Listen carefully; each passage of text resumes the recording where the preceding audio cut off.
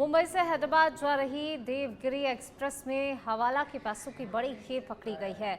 सिकंदराबाद में सरकारी railway police और रेलवे सुरक्षा बल की संयुक्त कार्रवाई में 40 वर्षीय एक व्यक्ति को गिरफ्तार किया गया, जिसके पास से 1,22,70,000 रुपए नकद बरामद हुए। आरोपी की पहचान महाराष्ट्र के अमरावती निवासी विजय अंबादास गुप्ता के रूप में हुई है। पुलिस के अनुसार बोलाराम और मलकाजगिरी रेलवे स्टेशन के बीच चेकिंग अभियान के दौरान आरोपी के बैग से भारी मात्रा में नकदी मिली है, लेकिन वह रकम से जुड़े कोई भी वैध दस्तावेज पेश नहीं कर सका। पूछताछ में आरोपी ने बताया कि मुंबई के एक ज्वेलरी कारोबारी ने उसे ये रकम सिकंदराबाद के मोंडा मार्केट स्थित एक व्यक्ति तक पहुंचाने के लिए दी थी। पुलिस को शक है कि मामला हवाला कारोबार और ज्वेलरी नेटवर्क से जुड़ा हुआ है।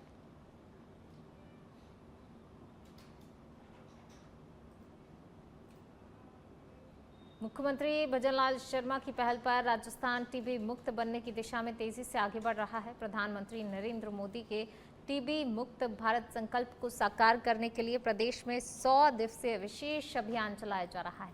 24 मार्च से शुरू हुए इस अभियान के तहत अब तक करीब 19 लाख लोगों की स्क्रीनिंग की जा चुकी है। चिकित्सा विभाग के अनुसार प्रदेश भर में 5,000 से ज्यादा आयुष्मान आरोग्य शिविर आयोजित किए गए, जिनमें 16 लाख से अधिक चेस्ट एक्सरे और 1,41,000 से ज़्यादा जांचें की गईं। अभियान के दौरान 32,000 से अधिक नए टीबी मरीजों की पहचान हुई है। वहीं 38,000 मरीजों को न्यूट्रिशन किट वितरित की गई है। राज्य सरकार जन जागरूकता, पोषण सहायता और आधुनिक तकनीक के जरिए टीबी उन्मूलन को जन आंदोलन का रूप देने में जुटी है।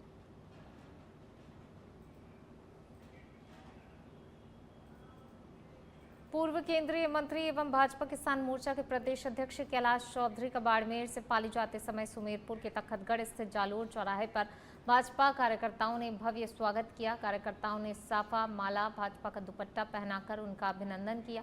इस दौरान बड़ी संख्या में भाजपा पदाधिकारी और कार्यकर्ता मौजूद रहे। मीडिया से बातचीत में कैलाश चौधरी ने कहा कि मुख्यमंत्री ग्रामीण क्षेत्रों में चौपाल लगाकर आमजनों, किसानों की समस्याएं सुन रहे हैं और किसानों के हित में लगातार कार्य किए जा रहे हैं। वहीं हनुमान बेनीवाल द्वारा मुख्यमंत्री पर की गई टिप्पणी पर उन्होंने कहा कि इस प्रकार की भाषा किसी जनप्रतिनिधि को शोभा नहीं देती है। गौ माता को राष्ट्रीय पशु घोषित करने की मांग पर उन्होंने कहा कि गौ माता भारतीय संस्कृति और आस्था का प्रतीक है। कैलाश चौधरी पाली में आयोजित भाजपा की संगठनात्मक बैठक में शामिल होने जा रहे थे। व्यक्ति को अगर सभ्य भाषा से अगर संबोधित करता है, मुझे लगता है कि ये शोभा नहीं देता। कोई भी हो, हमारे मुख्यमंत्री जी ने राजस्थान के अंदर जिस प्रकार से फिजा बदली है, राजस्थान के अंदर जिस प्रकार से वो गांव के अंदर जाकर चौपाल कर रहे हैं और जिस प्रकार से वो विकास कर रहे हैं और किसानों के लिए किसान सम्मान निधि देकर किसानों के जीवन में परिवर्तन कर रहे हैं, निश्चित रूप से मुझे खुशी है हमारे मुख्यमंत्री जी के ऊपर, हमारे प्रधानमंत्री जी के ऊपर। लेकिन इस प्रकार से कोई भी व्यक्ति अगर चाहे वो कहीं पर भी राजनीति के अंदर काम करता है, अपनी लोकप्रियता को चमकाने के लिए अगर इस प्रकार की टिप्पणी करता है, मुझे लगता है इस प्रकार की भाषा किसी को नहीं बोलनी चाहिए। हमारे को सभ्य भाषा और एक उच्च भाषा बोलकर राजनीति के अंदर काम करना चाहिए। प्रदेश में खेजड़ी बचाव को लेकर अभियान चल रहा है, सरकार अपनी निश्चित इसका खेजड़ी बचाना भी जरूरी है, वृक्ष बचाना भी जरूरी है और हमारा तो एक काम है कि हम आने वाले समय के अंदर हर वृक्ष को बचाएं। जयपुर से खबर। विशेष आयुक्त ओम प्रकाश के निर्देश पर सट्टेबाजी के खिलाफ कार्रवाई की गई है। माणक चौक थाना क्षेत्र की ताल कटोरा कॉलोनी में दबिश दी गई। आरसीबी और गुजरात टाइटंस के आईपीएल मैच पर लग रहा था ऑनलाइन सट्टा। 2 सटोरिये राजकुमार अग्रवाल और सुनील गर्ग गिरफ्तार किए गए हैं। कब्जे से 1 टैबलेट, 4 मोबाइल, सट्टेबाजी उपकरण जब्त किए गए हैं। शुभ 7019 नामक आईडी के जरिए ऑनलाइन एक्सचेंज से जुड़वाकर कराया जा रहा था सट्टा। पुलिस मामले की जांच में जुटी हुई है। तो फिलहाल जो है पुलिस इस पूरे मामले की जांच पड़ताल में जुट गई है। 2 आरोपी जो हैं गिरफ्तार किए गए हैं। आरसीबी और गुजरात टाइटंस मैच पर सट्टा लगाया जा रहा था और इस दौरान पुलिस ने 2 आरोपियों को गिरफ्तार किया है। ताल कटोरा कॉलोनी में पुलिस की बड़ी कार्रवाई देखने को मिली है। राजकुमार अग्रवाल, सुनील गर्ग, ये 2 आरोपी हैं, गिरफ्तार किए गए हैं और इनके पास से सट्टे की सामग्री भी जो है बरामद की गई है। जयपुर से खबर, एडीसीपी वेस्ट राजेश कुमार गुप्ता के निर्देशन में बड़ी कार्रवाई की गई है। चोमू थाना पुलिस ने ऑनलाइन क्रिकेट सट्टा रैकेट का भंडाफोड़ किया है। राजस्थान रॉयल्स और सनराइजर्स हैदराबाद के एलिमिनेटर T20 मैच पर सट्टा लग रहा था। मक्खन लाल सैनी और सुरेंद्र सैनी गिरफ्तार किए गए हैं। टारगेट स्कूल के पास स्थित मकान पर दबिश देकर कार्रवाई की गई है। आरोपियों के कब्जे से 8 मोबाइल, 1 लैपटॉप, इलेक्ट्रॉनिक उपकरण जब्त किए गए हैं। जूम ऐप के जरिए ग्राहकों को आईडी पासवर्ड देकर चलाया जा रहा था सट्टा। अन्य आरोपी बनवारी लाल मीणा, महेश सैनी की तलाश जारी है। चोमू थानाधिकारी हरबेंद्र सिंह ने कार्रवाई को अंजाम दिया।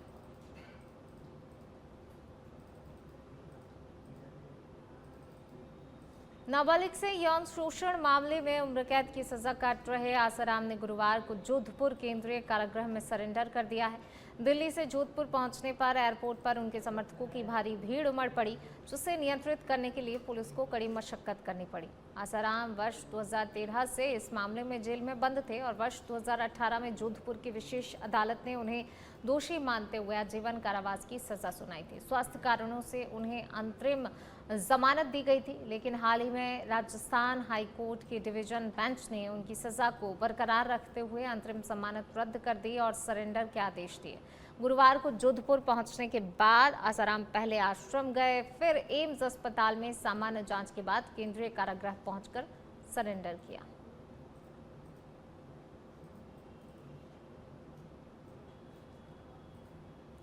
भरतपुर में आज भारतीय जनता पार्टी कार्यकर्ताओं का गुस्सा सड़कों पर देखने को मिला। मामला नागौर सांसद हनुमान बेनीवाल द्वारा मुख्यमंत्री और मंत्रियों के खिलाफ दिए गए कथित अभद्र बयानों से जुड़ा हुआ है।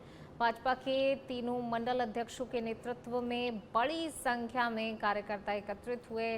सांसद हनुमान बेनीवाल का पुतला दहन का विरोध प्रदर्शन किया गया। भाजपा नेताओं ने कहा कि सार्वजनिक मंचों से अमर्यादित और असंसदीय भाषा का प्रयोग लोकतांत्रिक परंपराओं के खिलाफ है और इसे किसी भी हाल में बर्दाश्त नहीं किया जाएगा। प्रदर्शन के दौरान कार्यकर्ताओं ने जमकर नारेबाजी की और सांसद से अपनी भाषा शैली सुधारने की मांग की। भाजपा नेताओं ने चेतावनी दी कि यदि इस तरह की बयानबाजी जारी रही तो आने वाले दिनों में आंदोलन और तेज किया जाएगा। फिलहाल भाजपा कार्यकर्ताओं ने सांसद को सद्बुद्धि मिलने की कामना करते हुए प्रदर्शन समाप्त किया। सांसद हनुमान बेनीवाल जी का पुतला दहन किया गया है। हमारे राजस्थान के यशस्वी मुख्यमंत्री आदरणीय श्री भजनलाल शर्मा जी के बारे में, हमारे मंत्रियों के बारे में वो बार बार में अभद्र भाषा का प्रयोग करते हैं। ये एक संसदीय भाषा नहीं है।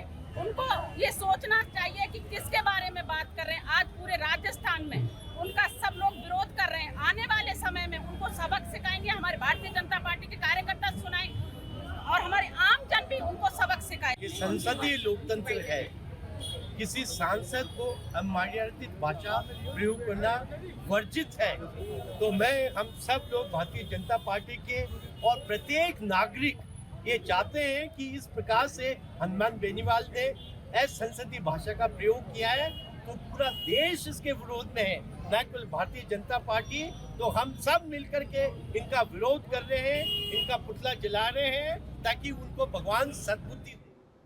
प्रतापगढ़ जिले के मुंगड़ा कस्बे में स्थित ऐतिहासिक हनुमान सागर तालाब के जीर्णोद्धार की मांग अब तेज हो गई है। क्षेत्रवासियों ने राजस्थान सरकार के वंदे गंगा जल संरक्षण जन अभियान के तहत तालाब की मरम्मत और पुनर्निर्माण की मांग उठाई है। ग्रामीणों का कहना है पिछले करीब 1 दशक से तालाब की पाल क्षतिग्रस्त पड़ी है, जिसके कारण बरसात का पानी संरक्षित नहीं हो पा रहा और क्षेत्र का भूजल स्तर लगातार गिरता जा रहा है। लोगों का कहना है यदि तालाब की पाल का पुनर्निर्माण और गहरीकरण कराया जाए तो किसानों को सिंचाई में राहत मिलेगी और गर्मी के मौसम में पशु पक्षियों के लिए भी पानी की व्यवस्था हो सकेगी। क्षेत्रवासियों ने सांसद मन्नालाल रावत, विधायक प्रत्याशी कन्हैयालाल मीणा और जिला प्रशासन से जल्द कार्य शुरू करवाने की मांग की है ताकि हनुमान सागर तालाब फिर से क्षेत्र की पहचान बन सके। हनुमान सागर तालाब जो पिछले 12 वर्षों से टूटा पड़ा हुआ है, उसको अभी जीर्णोद्धार कराया जाए ताकि उससे कहीं पानी बचेगा और यहाँ मुंगाड़ा में जल स्तर बढ़ेगा और पशु को भी पानी मिलेगा। भीषण गर्मी के कारण सब लोग सुखी हो जाएंगे। और ये क्या है कि बारिश का बहुत हज़ारों लीटर पानी व्यर्थ चला जाता है। इसका तुरंत जीर्णोद्धार करें, सरकार से ये मांगे। और सरकार भी जल संरक्षण करना चाह रही है तो इसको करने में कोई दिक्कत नहीं है, इसके ऊपर पूरा सरकार। बालोतरा जिले के पचपदरा क्षेत्र में गुरुवार को एक दर्दनाक सड़क हादसा सामने आया। भाडियावास के पास तेज रफ्तार बोलेरो गाड़ी अनियंत्रित होकर पलट गई, जिससे मौके पर अफरा तफरी मच गई। जानकारी के अनुसार हादसा इतना भीषण था, इसमें 3 लोगों की मौत की सूचना मिल रही है, जबकि 4 अन्य गंभीर रूप से घायल हो गए।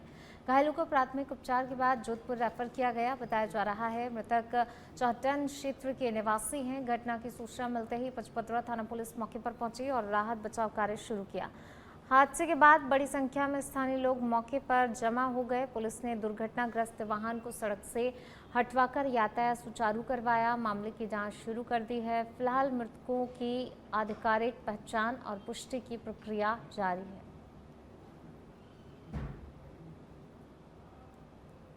चित्तौड़गढ़ जिले के कपासन थाना क्षेत्र में पुलिस ने ऑपरेशन त्रिनेत्र के तहत नशे के खिलाफ बड़ी कार्रवाई करते हुए 2 आरोपियों को स्मैक सहित गिरफ्तार किया है। जिला पुलिस अधीक्षक धर्मेंद्र सिंह यादव के निर्देशन में चलाए जा रहे अभियान के तहत कपासन पुलिस ने अंबेडकर भवन के पास नाकाबंदी की थी। इस दौरान एक संदिग्ध मोटरसाइकिल को रुकवाने का प्रयास किया, लेकिन बाइक सवार युवक पुलिस को देखकर भागने लगे, जिससे तत्परता दिखाते हुए दोनों को पकड़ लिया गया। पूछताछ में आरोपियों ने अपने नाम सुरेश व्यास और शब्बीर खान पठान बताए। तलाशी के दौरान शब्बीर खान के पास से 3.72 ग्राम स्मैक बरामद हुई। पुलिस ने दोनों ही आरोपियों को एनडीपीएस एक्ट के तहत गिरफ्तार कर स्मैक और मोटरसाइकिल जब्त कर ली है। मामले की जाँच जारी है।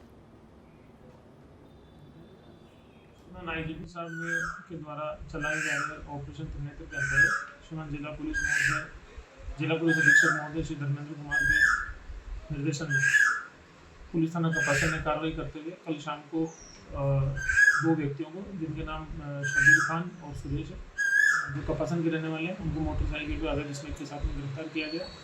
अवैध स्मैक का वजन करने पर 3.72 ग्राम पाया गया। मोटरसाइकिल को जब्त कर लिया गया, प्रकरण दर्ज कर लिया गया।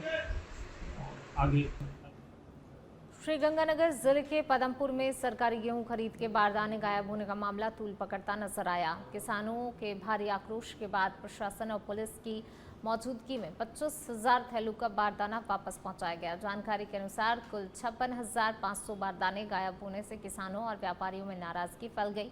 मामले को लेकर तिलम संघ ने ठेकेदार के खिलाफ थाने में परिवाद दिया। स्थिति को संभालने के लिए तिलम संघ के जीएम सुखविंदर सिंह पदमपुर पहुंचे, जहां पर तीनों व्यापार मंडलों अध्यक्षों के साथ बैठक आयोजित की गई। बैठक में किसानों को आश्वासन दिया गया कि बारदाने का वितरण अब सुचारू रूप से किया जाएगा और खरीद व्यवस्था प्रभावित नहीं होने दी जाएगी। वहीं मामले को लेकर प्रशासन और पुलिस लगातार निगरानी बनाए हुए हैं।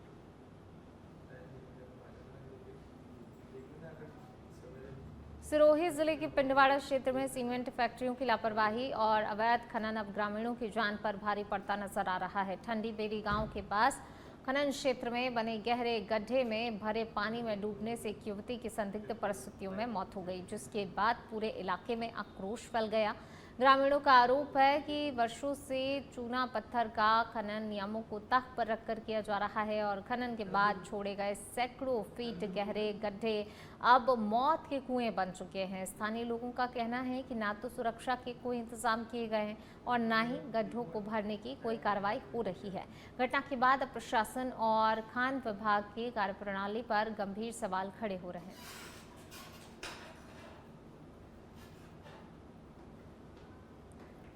राजस्थान में पानी बचाने और भूजल स्तर को सुधारने के उद्देश्य से वंदे गंगा जल संरक्षण जन अभियान पूरी तरह रफ्तार से चलाया जा रहा है। मुख्यमंत्री भजनलाल शर्मा के नेतृत्व में भरतपुर से शुरू हुए अभियान का समापन आगामी 5 जून को विश्व पर्यावरण दिवस पर होगा। अभियान का उद्देश्य लगातार गिरते भूजल स्तर को सुधारना, आने वाली पीढ़ियों को जल संकट से बचाना है। इस अभियान में पंचायती राज, जल संसाधन, शिक्षा, राज्य विकास सहित कई विभाग सक्रिय भूमिका निभा रहे हैं। गांव में प्रभात फेरियां, कलश यात्राएं, पौधरोपण, श्रमदान के जरिए लोगों को जागरूक किया जा रहा है। पुराने तालाब, पोखर, जल स्रोतों की साफ सफाई की जा रही है। प्रशासन का कहना है जल सहयोग से ही अभियान सफल हो सकेगा।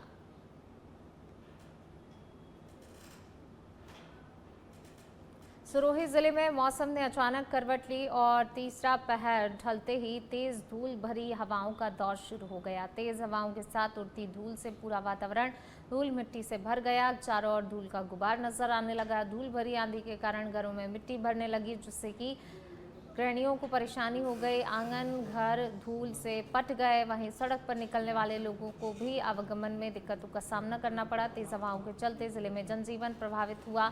लोग धूल से बचाव करते नजर आए।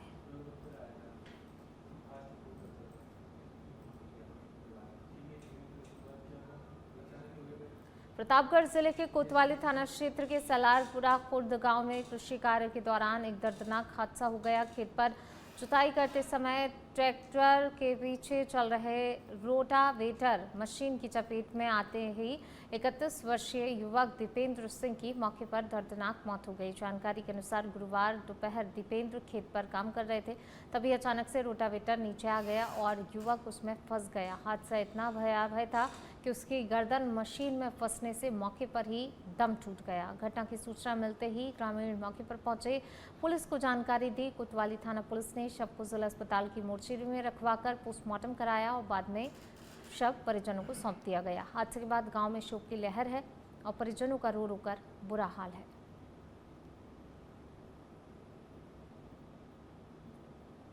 तो प्रतापगढ़ में खेत पर दर्दनाक हादसा हुआ है। रोटावेटर में फंसने से एक युवक की दर्दनाक मौत हो गई। घटना की जानकारी जैसे ही पुलिस को मिली, पुलिस घटनास्थल पर पहुंची, शव को अपने कब्जे में लेकर मोर्चे में रखवाया। पोस्टमार्टम के बाद परिजनों को शव सौंप दिया गया।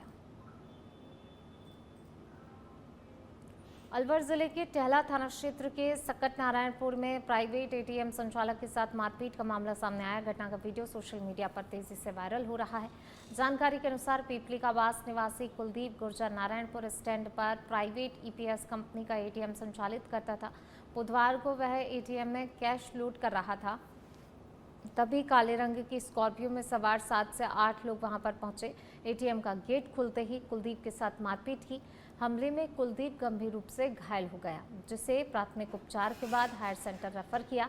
पीड़ित ने रामवीर गुर्जर, लक्की गुर्जर, मनीष गुर्जर सहित अन्य लोगों पर हमला करने का आरोप लगाया। फिलहाल टहला थाना पुलिस ने मामला दर्ज कर जांच शुरू कर दी है।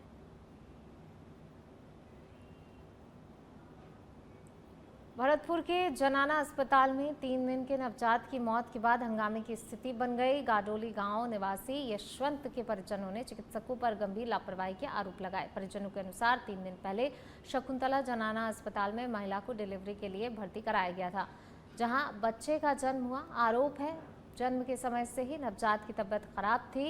इस बारे में डॉक्टरों को भी बताया गया, लेकिन चिकित्सकों ने बच्चा पूरी तरह स्वस्थ बताते हुए घर भेज दिया।